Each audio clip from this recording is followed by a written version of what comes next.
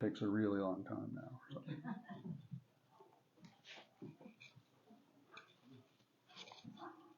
Hello, good afternoon, everyone. Good afternoon. Ginger. You just took my.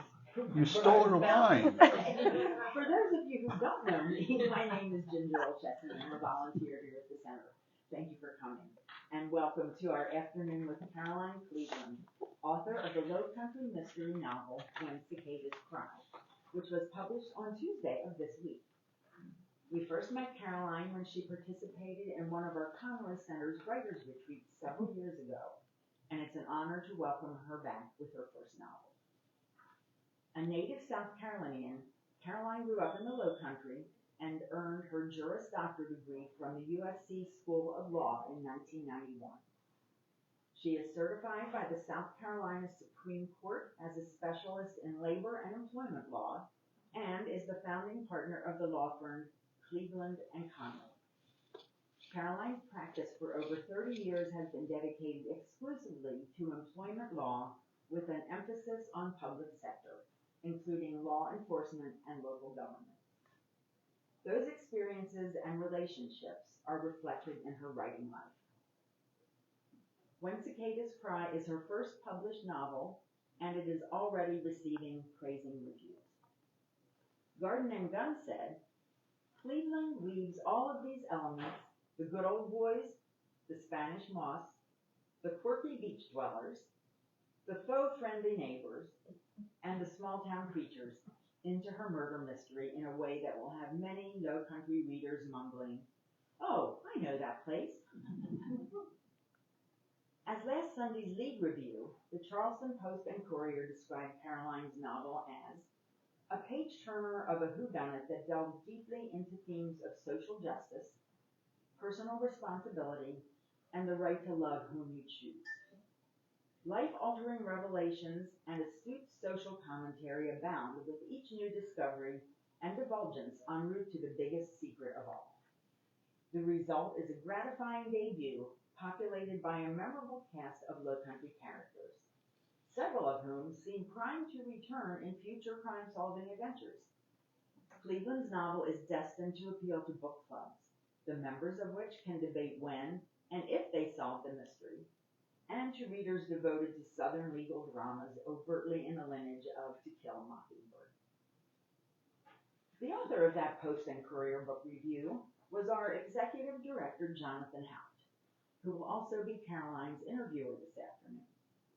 Jonathan is also co-editor of the anthology, Our Prince of Scribes, Writers Remember Pat Conway, the winner of 17 book awards and a volume which is still generating new book reviews and speaking engagements 5 years after publication.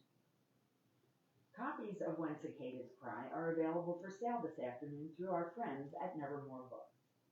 As is tradition at our Conway Center, we will be inviting Caroline to autograph books at Pat Conway's writing desk following this author conversation. Please join me in welcoming Caroline and John.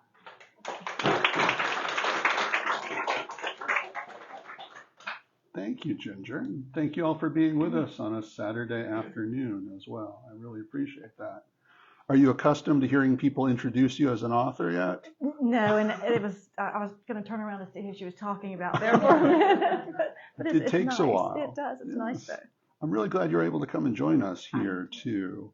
I had the pleasure of interviewing Caroline at her book launch in Charleston Monday night, which seems like much longer ago than it was. Probably even longer for you because you've had other opportunities this week to talk about the book in other contexts also. It's been a busy week, and it's been kind of a whirlwind week. I don't even really remember the night that we talked. It just kind of flowed by in a big blur. It was pretty amazing to be there and see the way that Charleston was embracing you as a first-time novelist, but as somebody who's been part of that community and of the law community in particular for 30-ish years. So it's really wonderful to see such a welcoming audience for you in Charleston. It was a big old room of love. It was. So I want to talk to you a little bit about origin stories because I love origin stories. And a week ago here in Beaufort, we were hosting our statewide Literary Hall of Fame induction ceremony. And welcome, one of this year's inductees is a figure who's really directly tied to Pat Conroy's story. She was a novelist. Her name was Ann Head. She was Pat Conroy's first creative writing teacher at Buford High School. He was 16 or 17 years old, at a time when he was just beginning to realize his ambitions for being a writer. And to have somebody like that validate you as a young person, to say, you can do this, you should do this, and I'm going to help you do this, is essential to any writing life, any artistic life, I would say. So I'm wondering if there's an equivalent figure for you, somebody who recognized your potential as a writer early on and was supportive. Yes, most definitely. My 12th grade English teacher, her name was Virginia Von Lee. She was just a figure in our school. She had been the English teacher forever. She had a friend named Paula, and Paula was very good at math, and I was pretty good at writing, and we had some homework we didn't want to do, so we struck a little deal. I said, well, if you'll do my math. She had to write a little poem or short story or something. I said, that's nothing. I'll write a little story for you. You do my math. So I made out like a bandit because I got 100 on mine. She turned her paper in. When she got it back, Ms. Von Lee had written, "This is delightful. Please give it back to Caroline." She believed in me long before I had the gumption to do that. That's so wonderful that happened. And it gives us a little insight into the barter-based economy of plagiarism, too. Yes. Always a way to get there. You are a problem solver even then. I like that. So let's talk about the origins of this novel specifically.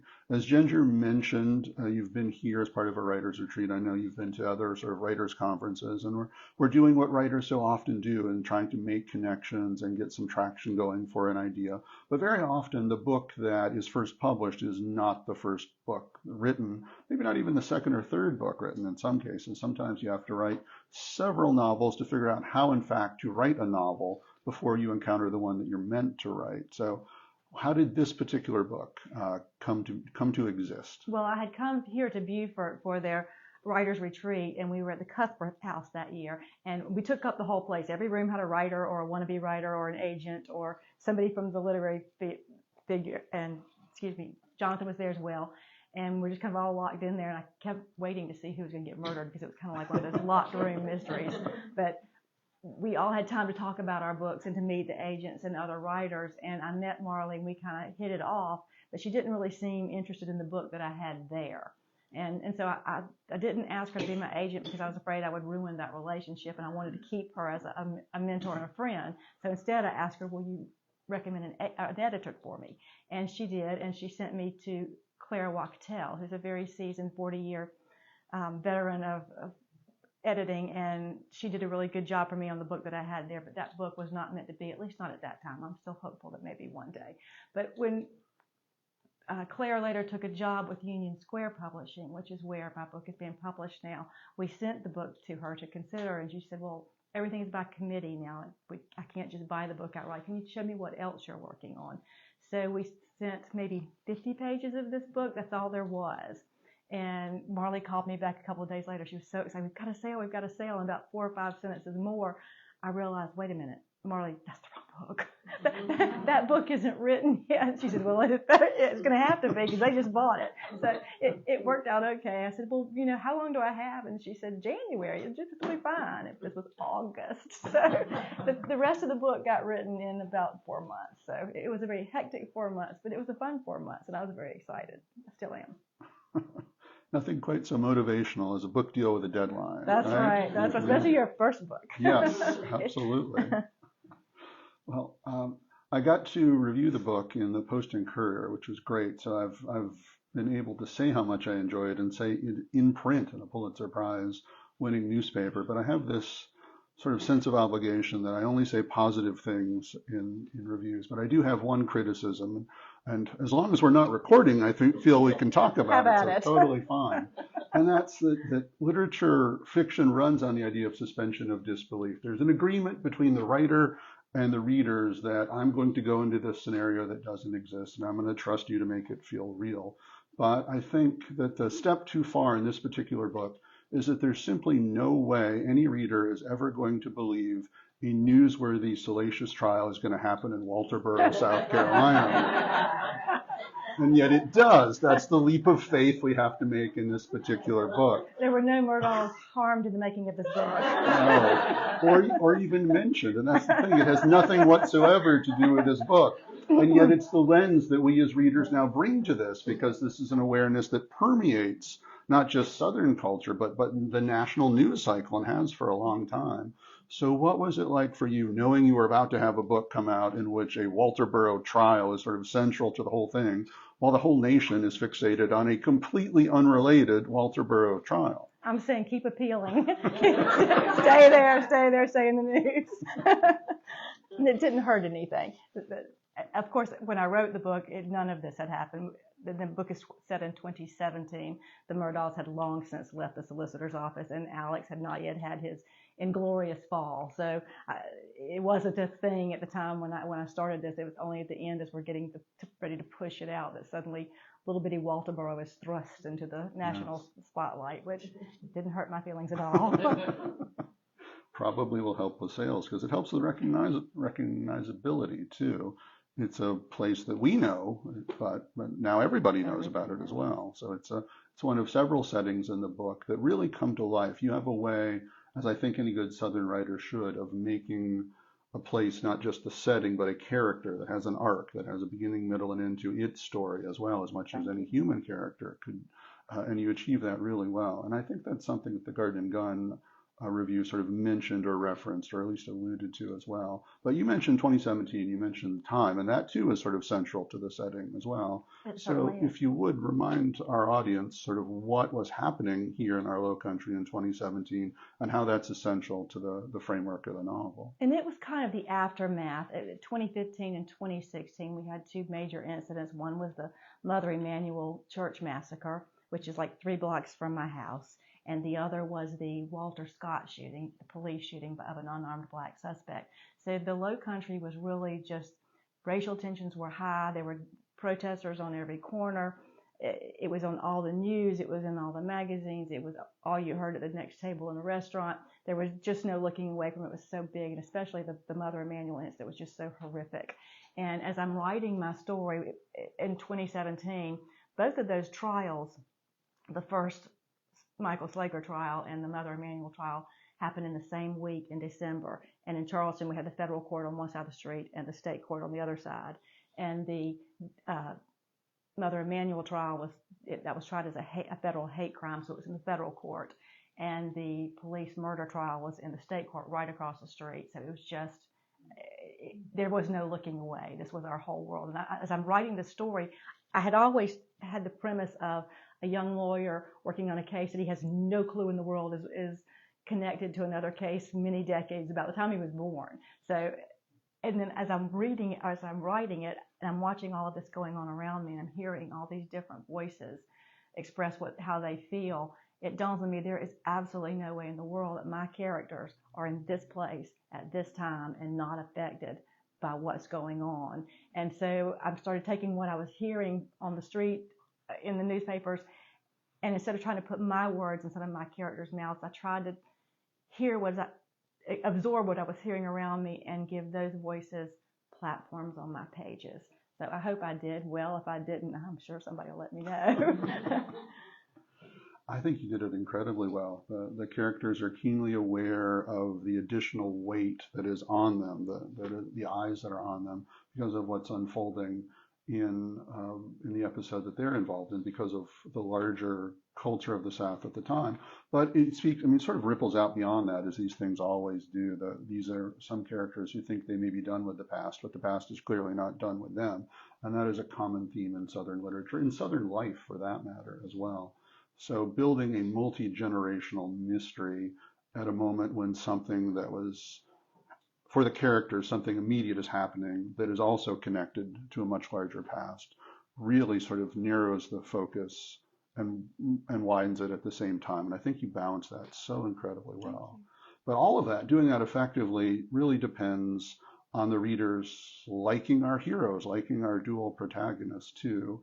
So just to sort of quickly summarize the scenario, a white woman has been murdered at a very rural church, a church that was built by the enslaved peoples, and the only suspect is a black man who is covered in the victim's blood. And this is a seemingly unwinnable case in a lot of ways, and a seemingly unpopular case. And the lawyer who is then summoned and accepts the call to adventure to step in is by no means Atticus Finch, right? He's not walking the streets with his head held high. No, He has had some disastrous personal choices made. And his partner in this, a partner in every sense, personal and professional, is the character who steals every scene she's in, as far as I'm concerned as reader, is the investigator. So could you tell us a little bit about Zach and Addie and their relationship? Zach and Addie, she started off as his private investigator, soon became his love interest, and now it's his seemingly perpetual fiance, and maybe getting a little tired of that. They're very supportive of each other, but their personalities are different. Addie grew up in a big family, a mom, a dad, several brothers, cats, dogs, all that good stuff. And she always had a lot of love and support. They were always telling her, you are worthy, you are enough. So she is not one bit afraid to put herself out there. She's strong, she's independent, she's feisty, she's a fighter. Zach is on the other end of the spectrum.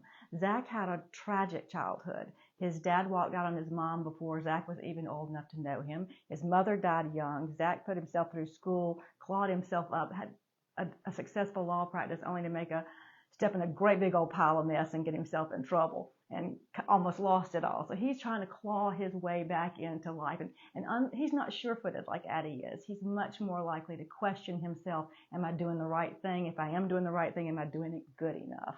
So he's already had this horrific crash and burn in front of everybody, the public's eyes. And so when he gets the call from Eli Jenkins, who is the young man's grandfather who actually hires Zach, he's thinking, maybe I'm not the person to do this. Maybe I'm not good enough, and maybe I'll crash again. I don't want to fail again. And Addie convinces him the only way you fail is by not trying. The way in which they support each other over and over again is really powerful. It carries the weight of the novel. It adds an element. It adds, I think, as you said near the end of our conversation last time, a great big heart to the novel, above and beyond the mystery. This book has a lot of heart. And as you say, Addie comes from a place where she's really in control of her life. She makes her own decisions. She decides what she's going to do and who she's going to do it with, and what she's going to spend her professional time doing. And she's making all of these decisions. She has a level of agency that Zach doesn't have. He's completely unsure of himself. He's got to sort of reintegrate himself into the profession. And taking on this particular case with Sam Jenkins as a client seems like the least likely thing that's actually going to do that for him. And yet, as Addie explains to him, in the act of saving Sam, maybe you're saving yourself as well. The idea of interwoven lives is really important to the book as well. So you mentioned Sam's grandfather, Elijah, and the victim, Jesse, has a father as well who's sort of central to the story. They're sort of collectively the representatives of the larger black and white community that are at odds in this situation. And an older generation. Yes, that too, right? Who are bringing to this moment a perspective that is from an earlier time and an earlier mindset as well, but one that's still relevant to everything that's going on. So I'm curious about this idea of creating a story that really is two stories in two time periods, and trying to build that bridge in a way that the characters are not fully aware of until the very end. And we'll be very careful with spoilers, of course, but you really do have things that are happening before some of the main characters are even born. Mm-hmm. Well, that was one of the reasons that I set the story in Walterboro and Edisto Beach. I needed a place that not only do I know what it's like now, but I needed to know what it was like in 1983. There's some kids in a party in the old at the beach in the old story in 1983, and I knew exactly where those kids were and what they were doing because I was there. So that was part of why I went with that part of the story, or that setting, because I was able to reach back and find both of those eras in that setting. And this whole book, you're talking about ages, that the two young people, the young man who's accused and arrested and the young woman who's killed, they're in their 20s. Zach and Addie are in their 30s. The survivors of that old murder, who are the witnesses now, they're in their 50s. the Colson Burns, another key character, is in his 60s, and Elijah's in his 70s. So we have this wide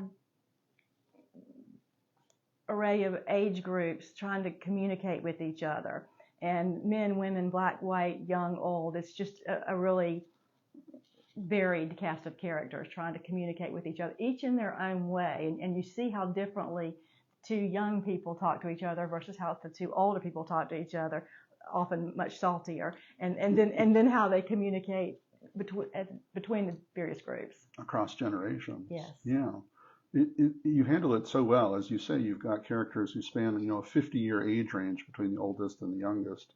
And the way this mystery works, the way so many mysteries works, it unfolds in conversation. So it is really people talking to each other. Procedural mysteries in particular always depend on that, because somebody has to say something that's a lie, and then we have to figure out it's a lie, and then we have to figure out the real thing. And why. Yes, and that generally happens in conversation. So I didn't ask you this last time. This is one of the questions we didn't get to, but I'd love to ask you today. How do you write dialogue? How do you sit down and actually hear those voices and transcribe them? Hear those voices is a good way to say it. I know where I want it to start, and I know what I want them to talk about. And I'll think sometimes that I know what the dialogue is going to be, but when I write one of them talking to the other, what I thought they were going to say doesn't make sense, and that character, if I get myself in character, answers back. And I know it's just my subconscious, but it's almost like that character is answering back, and I'm just transcribing as they go. And I try to think about how they're moving, what do they reach for something, to let you see them while they're talking. That I think it's helpful. You do it really well. The novel really shines in dialogue. Thank you. So with that in mind, I want to read a quote, and it relates to something we were just talking about setting it in small towns. And this is Colleton, the character you just mentioned. So this is his description of small town life, and he's speaking specifically of Walterboro. Some folks have this fantasy that small town life is somehow idyllic, a throwback to simpler, easier times. And to be fair, in many ways it is. I grew up in a world where my friends and I could ride our bikes everywhere, and the biggest threat to our safety was that someone who knew our moms would see us and rat us out for whatever we were up to. I can't imagine a different kind of childhood. Everybody here knows everybody else, and sometimes that familiarity can be reassuring, feel safe. Let me pick it up where it is. I'll skip ahead. This is the end of that. But on the other hand, in this microcosm of society, sometimes prejudices and stereotypes can be magnified. So let's talk about why you've set this story in a small town in particular. What is unique or interesting about small towns that lets you tell this particular story? Well, there's an insular nature to life in a small town. Everybody knows everybody's business, and everybody knows that everybody knows, and sometimes you're trying to pretend like you don't know, so you're kind of talking around it. But there's once this little story's out there, once you're in the news, you are in the news. Everybody's talking. It also, anywhere you go, you're not incognito. Addie can't walk in and sneak up on somebody. Oh, you're with Zach. You're with Zach Stander. We know why you're in town. She gets that everywhere she goes. And people have more maybe set ideas about things. There's less to occupy your time, so you make more of what you have by talking about it a little more. Yes, that's a very diplomatic way to say that small towns run on gossip. Yes, we're in a small town that runs on gossip, Yes. so I can certainly relate. But you do it really well. I think Walterboro is as much a character as any human being in this book, in really interesting ways that I hope Walterboro itself will appreciate. I guess you'll know soon. I'm sure they'll let me know if they Yes. I want to talk a little bit about the narrative structure, which I found so interesting. And I think for a debut novelist, it was really a brave thing to write it in this way. So most of the novel unfolds in third person. It's either focused on Zach or Addie, with some variations on that. But interspersed throughout that, including at the very beginning, we get these first person chapters that are from the perspective of the killer, and we have no idea who that is. So, and we're not supposed to know until we're supposed to know, which you are deciding for us. But talk about why you decided to do that, to let the readers have what amounts almost to the killer whispering in their ear, sort of challenging them to figure out who the villain of the story is. And that's how it came to me. I was struggling with how to let these current people, these young people, tell me or tell you about something that happened 34 years ago. And so my first idea was, we'll go back to the police files. And, yeah, that gives you a little bit. We'll have current witnesses and who were there when they were kids, a little bit more, but it just felt very wooden. It didn't feel alive. It didn't feel.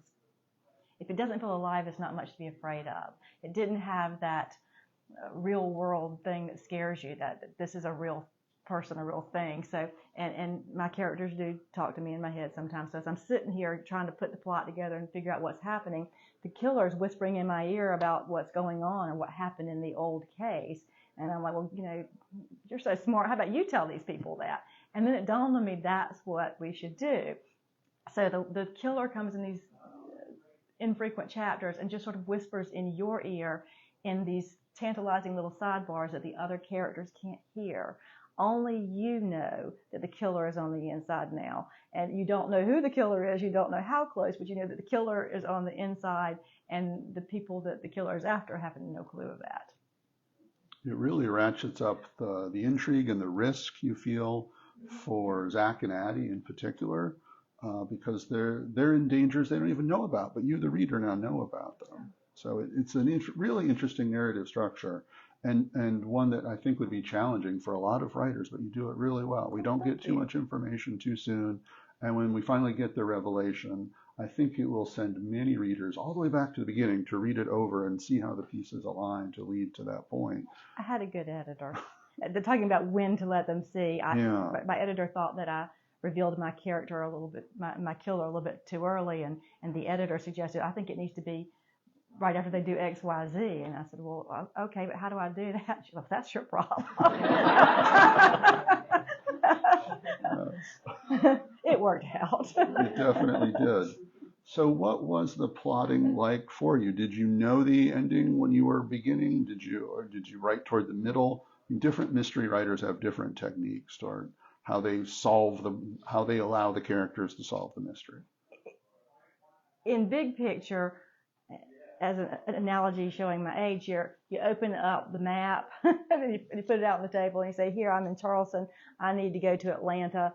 I know I'm going to start in Charleston. I know I'm going to end in Atlanta. I don't know if I'm going to take back roads. I don't know if I'm going to take the freeway. I don't know if I'm going to ditch the car and hop a bus, pick up some other passengers. I kind of let that part happen. As far as the dual timeline, I had to write the stories separate.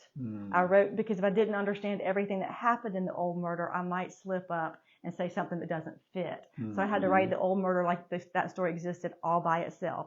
And then I had to write the new murder or the new case as though it existed in a vacuum. And then I had to figure out where pieces of them would slide together and work. Let me know if I did. That's interesting. I like that. I like that approach. It makes perfect sense for the outcome of this particular novel and the way that it's structured. I want to talk a little bit about your research for this too. As Ginger mentioned in your introduction, you're an attorney, but you're an employment attorney. You're not in the criminal law field as Zach is. So how did you research that aspect of this character in this book? I was very lucky. I've been in the same practice for about 30 years now, and I do work with a lot of public officials, and sometimes they have employment problems too. So a lot of them are my clients. So two of these happened to be, one was Ashley Pennington, which was he was the public defender for the Ninth Circuit for decades, and another who was Burns Wetmore. Burns started out as an assistant solicitor on the state side, and then he went to the U.S. Attorney's Office, and now he is a private criminal defense lawyer. So I had the prosecution side and the defense side, and both of them gave so selflessly of their time to read my book and get back to me and say, this couldn't happen this way. No. You have to do this, this, and this. And there'd be these people at this hearing. These people couldn't be there, and kind of get me back between the ditches. In fact, Ashley was such a friend. He was emailing me during the Super Bowl. That's a good friend. That's a good friend. His wife was pretty good about it too. But they both helped me keep it between the ditches. And similarly, in the law enforcement side, I work with a lot of law enforcement, not doing the police part of it, but doing the employment part, the IA part, when police are trying to police themselves because employees aren't behaving. So that's where I get involved. But I had several friends who helped me, but primarily Mitch Lucas, who was former Sheriff Al Cannon's number 2 for years and years. And he actually lives here in Beaufort now. So I actually came here one weekend at the end of the books process to make sure I had the police stuff right. So I had a lot of help. Anything that's right in there, that is all them. Anything that's wrong in there, it's just me trying to make my story work. Never let the truth get in the way of a good story. That's your right as storyteller. Mm-hmm. In which book is it? It's Beach Music. Beach Music, Pat writes, stories don't have to be true, they just have to help. That's sort of his storyteller motto. But the law enforcement characters come off completely believable. I think everybody does. We end up in a lot of interrogation scenes, and I learned so much about how discovery works too, because that was fascinating new information to me. So I think, from my perspective as a reader, you get all of that exactly right. So kudos to you for asking the right questions of the right people. And knowing the right people. Yes, that's certainly, knowing them certainly helps as well. I've got a couple more questions, and then we're going to open it up to you, beloved audience. So this is your warning to be thinking about what you may want to ask as well. But I'm always curious about the moment when writers first feel like writers. And we talked a little bit about sort of the beginning, but I'm really curious from your adult perspective, because we're here in the Low Country, every third person, it seems, either has written a book or is about to write a book, and would love to do an event at the Conroy Center too, as it turns out, which is wonderful. And we have writers in the room, for example. Donna's right there, fellow mystery writer Donna Armour is with us. Cassandra King snuck in the back there too. We may have a few more writers in the audience as well. And that's true in Charleston, where you live too. So have you found the literary community to be welcoming to yet one more novelist writing about the Low Country? Most assuredly. There's just like this big old hug, this welcome in, and that's been different for me. Lawyers are, we're nice enough to each other, but lawyers can be prickly, sometimes without the ly. So it's,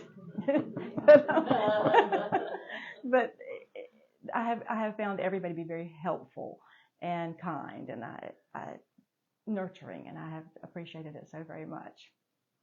That's good to hear, because this is a world you're not going to step into one time, but ideally multiple times. I hope with so. Multiple books. I hope so. In the Post and Courier Review, I put out to the universe and to you specifically the idea that I would welcome a continuation, a sequel, if you will, that would include some of the characters we see in this book, because they're so enjoyable to spend time with. And I think the spot that they end up at, to be protective of spoilers, is a good beginning point for them to engage with other cases, other mysteries too. So is there a possibility of that? Are these characters you would return to if so motivated? There absolutely is a possibility. I'm toying now with a plot that would work and be similar but yet different, and not have, give you a new look on Zach and Addie and a new look on new people around them. It'll probably be more in the Charleston area rather than Walterboro, Edisto Beach, just because you get enough. You need a little variety, and it puts them in a bigger place and where sometimes bigger things can happen. Yes, opportunity for escalation. Right. Yeah. That's right. Well, I hope so. In the meantime, are you working on anything else that's a little more solid and definite? Any other? Not really. I'm trying, but I still practice law full time, and now I'm doing this, and so writing something else takes it's going slow. It's going, but it's going slow. Yes, it's really tough to do this and write. I've had that conversation with so many writers who realize that saying yes to every author event means saying no to some aspect of your writing life too, and can be a challenge to balance. Well, my paying clients are actually, they're too. Starting to sort of look like a mob of angry villagers with pitchforks. Where is our stuff? What are you doing over there? So it's a thin line you balance. Yes, you'll learn how to balance it though. I get the sense that you have problem-solving instincts that are well honed, and confident you'll figure all of this out. So audience, what questions might you have? I've got a few more, but I'm curious what's on your mind. Yes, sir. I always am interested why people choose what they choose to put on their covers. Oh, we've not talked about the cover. Or the jacket or whatever it is, the what you see. The art, yes. Why is it there? And in this case, why that cemetery? Well, our first cover actually was not anything like this. It was sort of a marsh scene from Edisto, and it was absolutely pretty, gorgeous, but it didn't quite say murder mystery and scary. There are scenes in the trees and I think that the live oaks are iconic of the Low Country, and also we have 3 dead bodies in our story, so we have 3 little graves there. Those don't really show up as 2 old and 1 new, but there's only so much you can do. There is a lot of thought in that design too, and I think it's an upgrade from the earlier version too. So I think you collectively landed on a really nice spot. I don't think it's one picture. I think they've spliced together 2 pictures. I think that the very creative art team put the tree and the graveyard together with some license.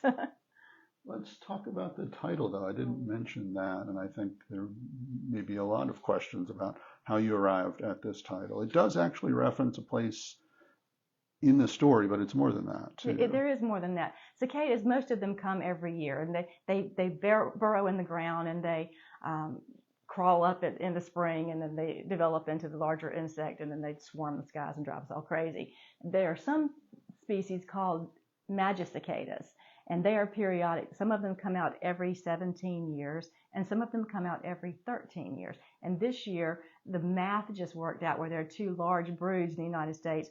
I think it's brood 19 and brood 13 that are going to come out at the exact same time. The last time that happened with these particular 2 broods, Thomas Jefferson was in the White House. So it's kind of neat. And there's and can I read that first couple paragraphs? Oh, sure, absolutely. Yep.